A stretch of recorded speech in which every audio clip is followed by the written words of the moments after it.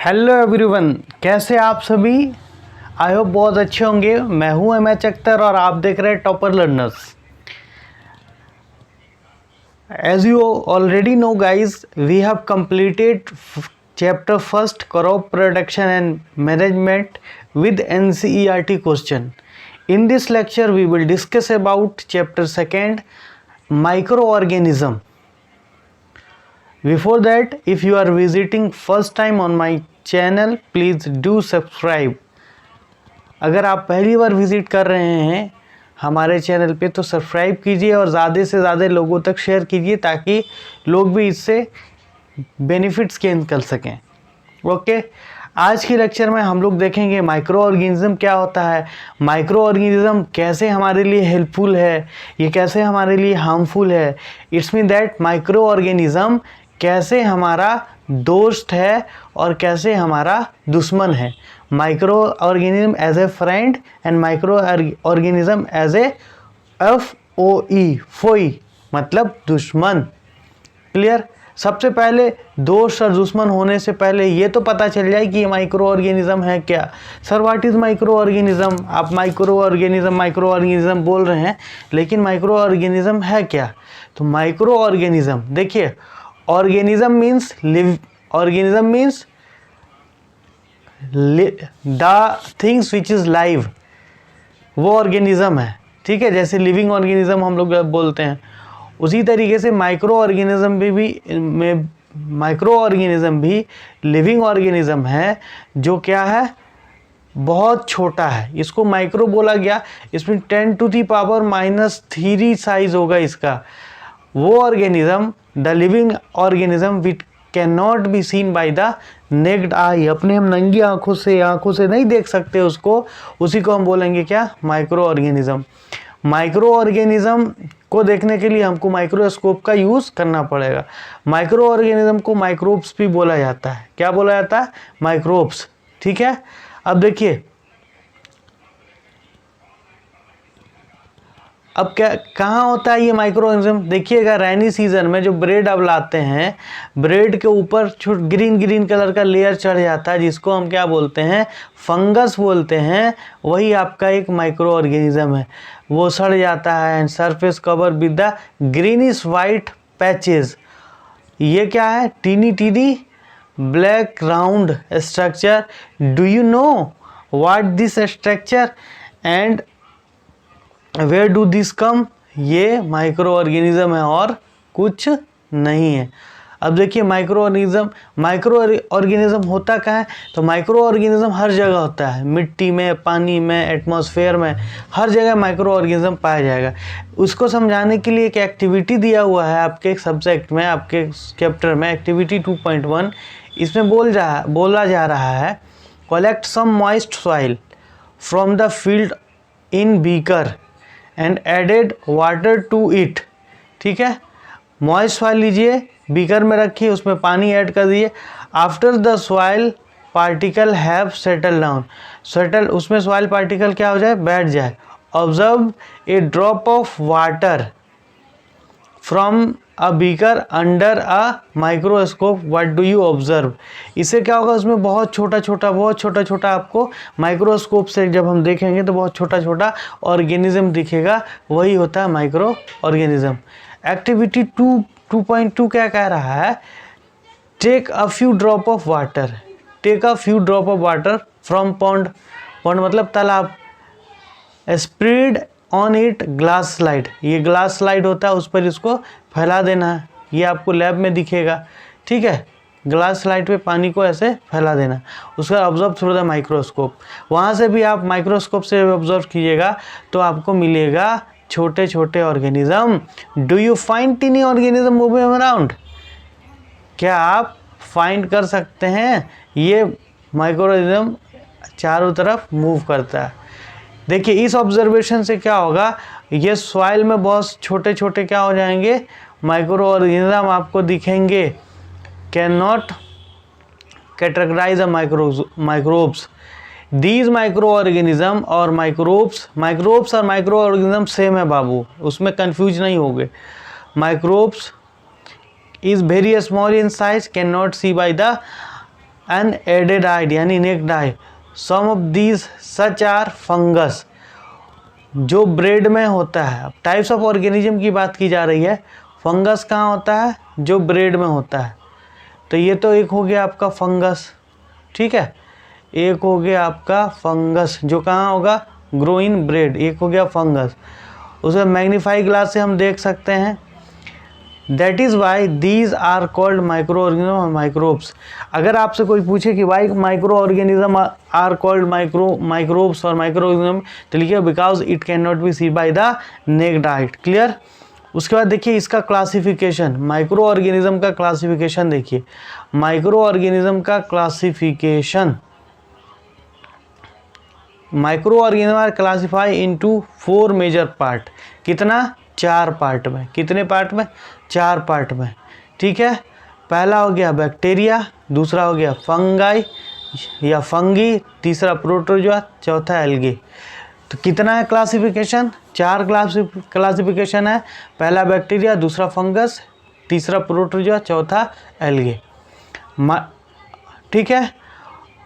तो अभी तक हम लोगों ने देखा कि माइक्रो ऑर्गेनिज्म क्या होता है, माइक्रो ऑर्गेनिज्म रहता कहाँ है, माइक्रो ऑर्गेनिज्म का क्लासिफिकेशन क्या है। 4 क्लासिफिकेशन है, ठीक है। Some of these micro common shown in figure. देखिए यहाँ ये सब है आपका माइक्रो ऑर्गेनिज्म।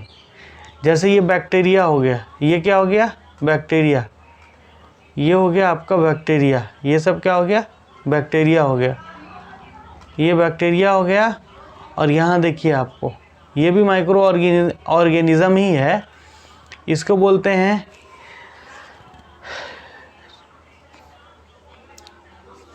ये भी माइक्रो ऑर्गेनिज्म। ये हो गया स्पाइरोगायरा, ये अमीबा, ये यूनिसेलुलर होता है। यूनिसेलुलर माइक्रो ऑर्गेनिज्म क्या है, ये ऑर्गेनिज्म क्या है, जो एक ही सेल का बना होता है। पैरामीशियम चप्पल जैसा स्ट्रक्चर होता है, ये भी आपका हो गया क्या, ये भी माइक्रो ऑर्गेनिज्म हो गया। ये एल्गे का पार्ट है, और ये जो आपका प्रोटोजोआ का पार्ट है, कौन, अमीबा और पैरामीशियम। प्रोटोजोआ हो गया, ये एल्गे हो गया। ऊपर हम लोग बैक्टीरिया देखे हैं, ये हो गया स्पाइरोगायरा, ठीक है। उसके बाद है ये चेल्मिडोमोनस, है ना, चेल्मिडोमोनस। और ये चौथा है आपका फंगस। फंगस में देखिए कौन कौन है, ये ब्रेड मोल्ड है, ब्रेड में यही लगता है, ठीक। ये हो गया पेनिसिलियम, पेनिसिलियम, और ये हो गया एस्परजिलियम। ये सब क्या, फंगस है। एस्परजिलियम, पेनिसिलियम और ब्रेड मोल्ड, ये सब फंगस है। देख लिया आप किस तरीके का है माइक्रोऑर्गेनिज्म। ये सब का शेप माइक्रोस्कोप से ही पता चलता है। अब देखिए वायरस के बारे में सुने होंगे, वायरस बहुत, अभी तो वायरस के बारे में बच्चा जानता है, जो कोविड वायरस है ना। तो वायरस कोविड जो है वो भी वायरस का ही टाइप है, जिसको कोरोना वायरस नाम दिया गया है। तो वायरस इज ऑल्सो, वायरस क्या है फिर, तो वायरस जो है virus is also microscopic but different from the other organism. ये भी माइक्रोस्कोपिक है ऑर्गेनिज्म, लेकिन बैक्टीरिया, फंगी, प्रोटोजोआ से बिल्कुल अलग है।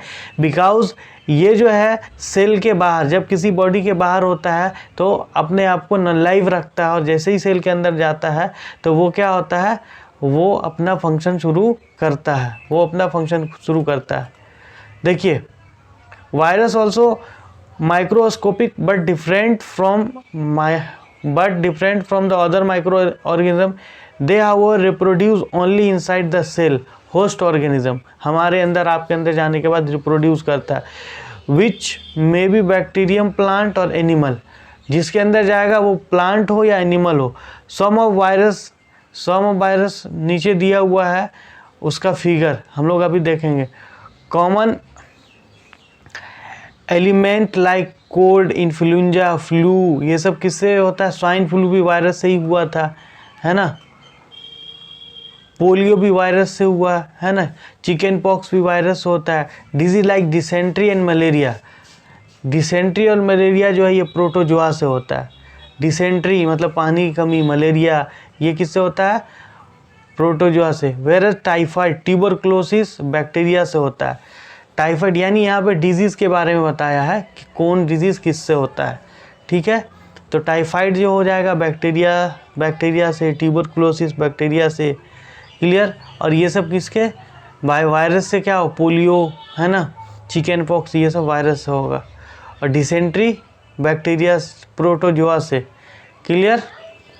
देखिए यहाँ पे दिया हुआ है आपको वायरस, यह देखिए क्या ये है वायरस, देखिए ये है वायरस। अभी कोरोना वायरस का शेप क्या है, ऐसे इस तरीके का, कोरोना वायरस का शेप इस तरीके का।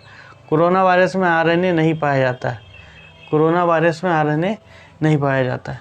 यहाँ पर देख लीजिए शेप इस तरीके का, यहाँ पे प्रोटीन रहता है, ये जो आपको गोल गोल दिख रहा है ये प्रोटीन रहता है। क्लियर। क्लियर, यहाँ तक समझ में आ गया। अब देखिए हम लोग डिस्कस कर लेते हैं माइक्रो ऑर्गेनिज्म कैसे हमारा फ्रेंड है, यानी friendly micro organism.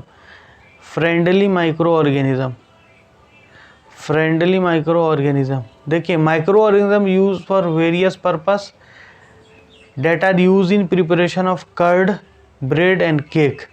Curd, bread और केक बनाने में माइक्रो ऑर्गेनिज्म जो बैक्टीरिया हमारा हेल्पफुल होता है, किसके बनाने में, कर्ड दही बनाने में, जिसका नाम है लैक्टोबैसिलस, लैक्टोबैसिलस। ठीक है।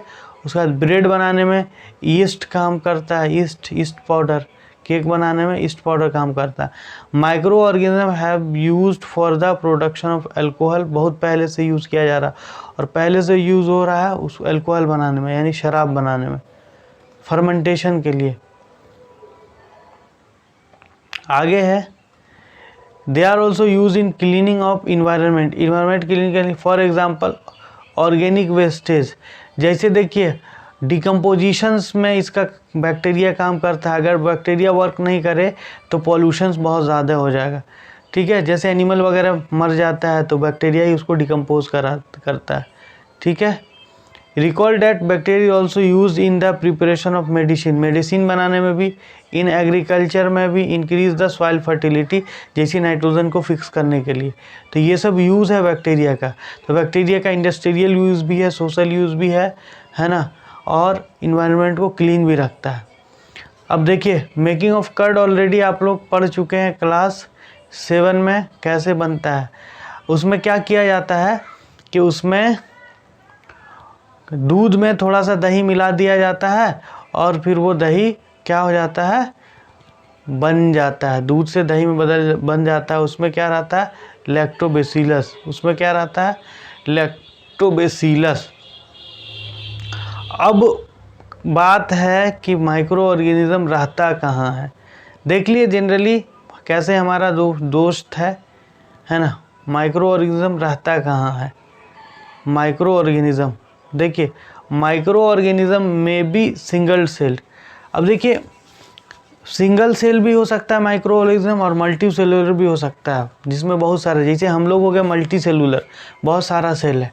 उसी तरीके से माइक्रो ऑर्गेनिज्म भी यूनिसेलुलर भी, एक सेल वाला भी हो सकता है और मल्टी सेलुलर भी। Like bacteria and some algae and protozoa are multi cellular, such as many algae and fungi, they live in all type of environment. ठीक है, हर तरह के इन्वायरमेंट पर रह सकता है।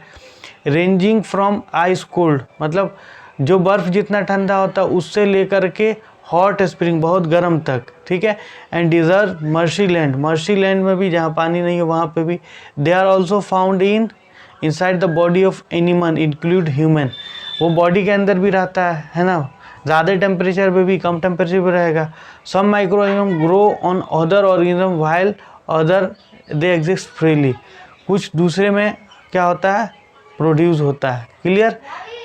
आगे आपका माइक्रो ऑर्गेनिज्म का use of micro organism, use of कहाँ हम यूज़ करेंगे माइक्रो ऑर्गेनिज्म का, यूज़ ऑफ माइक्रो ऑर्गेनिज्म। देखिए माइक्रो ऑर्गेनिज्म का अभी हम लोग देखें यूज एग्रीकल्चर में भी है, बेवरेज इंडस्ट्रीज़ में भी है, मेडिसिन बनाने के लिए भी है और पॉल्यूशन को कंट्रोल करने के लिए भी है। ठीक है, देख लेते हैं। Important role in our life, some of them are beneficial many ways whereas some other are harmful cause disease. Let us discuss detail. कुछ harmful भी है, कुछ beneficial भी है। ठीक है, जैसे फ्रेंडली माइक्रो ऑर्गेनिज्म के बारे में हम लोग डिस्कस कर लिए हैं। कर्ड बनाने में लैक्टोबैसिलस हमको पता ही है, उसके बाद ऑलरेडी हमको पता है इडली डोसा बनाने में भी इसका यूज़ किया जाता है। Yeast also help in fermentation of rice idli, ठीक है, फर्मेंटेशंस में उसका यूज़ किया जाता है, ऑलरेडी हम डिस्कस कर चुके हैं। अब देखिए यहाँ पे एक्टिविटी दिया हुआ है, इसमें कैसे हम बनाते हैं, जैसे केक वगैरह बनाया जाता है तो वहाँ पे क्या किया, एक्टिविटी 2.3 देख लीजिए। ये बोला जा रहा है कि टेक ½ kg आटा, मैदा ले लीजिए, ठीक है, तो उसमें शुगर मिक्स कर दीजिए, वाटर मिक्स कर दीजिए as small amount of yeast powder and need to make soft डंग, ठीक है, आटा गूंद करके, है ना, बनाना है। What do you observe after 2 hour did you find dough is rise, बोला है उसमें मिलाने के बाद आप क्या देखते हैं, आप देखते हैं कि थोड़ी देर बाद क्या है, कर्ड राइज हो जाता है। देखिए अभी यहाँ ऐसे है, अभी जब मिलाया जा रहा है तब ऐसे है, और 2 घंटे बाद क्या हो जा रहा है, मिलाया जा रहा है तब ऐसे है, 2 घंटे बाद ये इतना फूल जा रहा है, ठीक। तो उसमें क्या होता है, कैसे वो फूलता है, सिंपली समझिए कि ये जो आटा फूला है, गूंदा हुआ आटा कैसे फूला है। तो इसमें जब हम ईस्ट मिलाते हैं ना, तो ईस्ट क्या करता है, रेस्पायरेशन करता है। जब रेस्पायरेशन करेगा तो रेस्पायरेशन में क्या होता है, CO2 रिलीज होता है। Yeast respire rapidly and produce carbon dioxide during the respiration. Bubbles of gas fill dough increase the volume, bubbles में भर जाता है जो वॉल्यूम को बढ़ा देता है। This is the basic use of yeast in the baking industries for making bread, pastries and cake, इन सब में बनाने के लिए यूज़ किया जाता है। अब देखिए commercial use, micro organism are used for large scale producing alcohol, ठीक, वाइन और एसिटिक एसिड यानी विनेगर, इन सब को बनाने के लिए किया जाता है। विनेगर जो चाउमीन में डाला जाता है। For this purpose yeast is grown on natural sugar present grain like barely, wheat and rice and crosses fruits, उसमें डाला जाता है जिससे हमको वाइन वगैरह मिल जाता है। अब देखिए आगे क्या है, नेक्स्ट क्या है हमारा, देखिए this is a small alcohol. अब एल्कोहल जो बनेगा वो कैसे बनेगा, मान लीजिए हम एल्कोहल अंगूर से बना रहे थे, अंगूर ले लेंगे, उसमें डाल देंगे क्या, ईस्ट डाल देंगे, ईस्ट डालने के बाद फर्मेंटेशन होगा और वो कन्वर्ट हो जाएगा किसमें अल्कोहल में। अब देखिए क्लियर है गाइस, आई होप क्लियर हो गया होगा। लुइस पास्चर एक साइंटिस्ट थे जिन्होंने सबसे पहले किसके बारे में बताया था, फर्मेंटेशन के बारे में।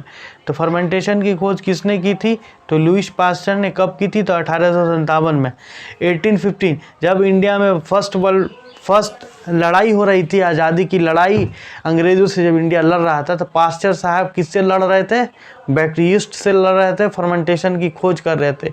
शाबाश, जिंदाबाद, ज़बरदस्त रहिए, ठीक है। उसके बाद medical use of micro organism, antibiotic बनाने के लिए, जितना भी एंटीबायोटिक है वो बैक्टीरिया से बनता है, और वैक्सीन जो बनता है उसी वायरस को किल करके बनाया जाता है। पोलियो वैक्सीन पोलियो वायरस से बनता है ना, क्लियर। तो medicine kills of the growth of disease and cause microorganism, उसको एंटीबायोटिक बोलते हैं। अगर पूछेगा व्हाट इज़ एंटीबायोटिक तो उसका डिफिनेशन देख लीजिए। व्हाट इज़ एंटीबायोटिक अगर बोले तो वो मेडिसिन, देखिए whenever you fall ill doctor give you some antibiotic tablet capsule injection such as penicillin क्या एंटीबायोटिक है। The source of this medicine in micro organism, इसका जो सोर्स है वो क्या है, माइक्रो ऑर्गेनिज्म है। This medicine kill and stop the growth of disease cause micro organism such medicine known as antibiotic. देखिए जिस माइक्रो ऑर्गेनिज्म, मान लीजिए बैक्टीरिया से हुआ है तो उसको बैक्टीरिया को किल कर देगा, ग्रो करने से रुकेगा, उसको एंटीबायोटिक बोलेंगे। This day number of antibiotic being produce from the bacteria and fungus, जैसे एस्ट्रोपेटोमाइसिन, दो एंटीबायोटिक का नाम बोलेगा आपको लिखने, तो क्या लिखेगा, एस्ट्रोपेटोमाइसिन, टेट्रासाइक्लिन और एरिथ्रोमाइसिन, ये सब क्या एंटीबायोटिक है। अब ये हैं हमारे अलेक्जेंडर साहब, कहिए ठीक हैं साहब जी, अलेक्जेंडर साहब।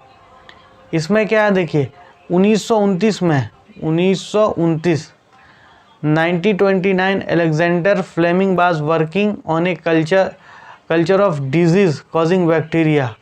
ठीक है. Suddenly he found that a spore of little green mold in one of his culture plate. He observed that percent of mold present the kilo of bacteria. In fact, it also kill many of the bacteria. For this mold penicillin was prepared. कब? 1829 में. 1829 में. Clear है? Penicillin की discovery किसने की थी? तो Fleming साहब ने. कब की थी? तो 1829 में. आज की लेक्चर